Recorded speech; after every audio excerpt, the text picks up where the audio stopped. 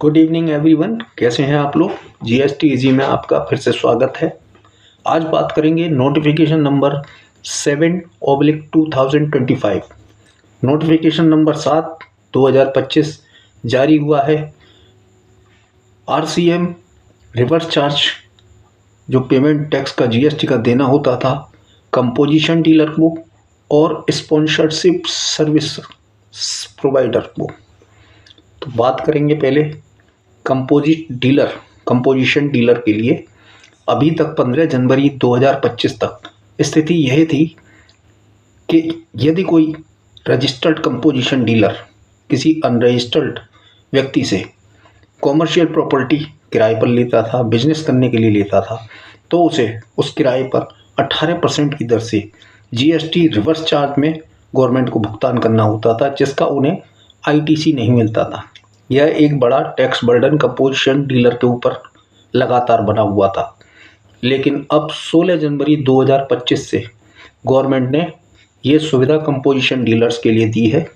अब यदि वे किसी अनरजिस्टर्ड प्रॉपर्टी ओनर की कॉमर्शियल प्रॉपर्टी किराए पर लेकर गोदाम, दुकान या ऑफिस बनाए हुए बिजनेस कर रहे हैं, तो उन्हें जो रेंट देना है उस पर उन्हें आरसीएम का कोई भुगतान नहीं करना है। यह नोटिफिकेशन विद इन इफेक्ट 16 जनवरी 2025 से लागू हो चुका है। चूँकि कंपोजिशन डीलर के रिटर्न फाइल करने की डेट अक्टूबर से दिसंबर 2024 की 18 जनवरी 2025 है। यदि किसी कंपोजिशन डीलर ने इसका अपना रिटर्न पहले ही फाइल कर दिया है और कोई आरसीएम का भुगतान किया है, तो उन्हें अब उस आरसीएम के भुगतान किए गए टैक्स का कोई रिफंड नहीं मिल सकता। बात करेंगे एक अन्य इसी नोटिफिकेशन में आरसीएम ऑन स्पॉन्सर्ड सर्विसेज।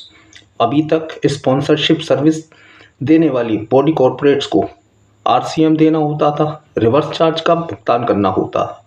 परंतु अब 16 जनवरी 2025 से नोटिफिकेशन नंबर 07/2025 के द्वारा ही स्पॉन्सरशिप कंपनियों को आरसीएम की लायबिलिटी से मुक्त कर दिया गया है और वहाँ चेंज किया गया है any person other than body corporate.